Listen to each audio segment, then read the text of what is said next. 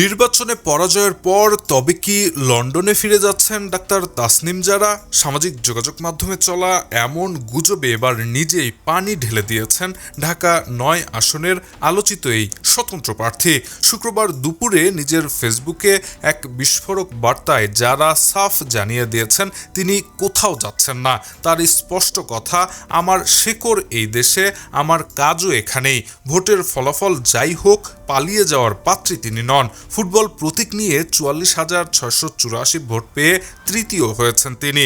বিজয়ী বিএনপির প্রার্থী হাবিবুর রশিদকে অভিনন্দন জানালেও যারা মনে করেন এই নির্বাচন তার দীর্ঘমেয়াদী লড়াইয়ের কেবলমাত্র শুরু। তিনি দাবি করেছেন একটি নির্বাচনে জয় পরাজয় শেষ কথা নয়, রাজনৈতিক সংস্কৃতির আমূল পরিবর্তনই তার মূল লক্ষ্য।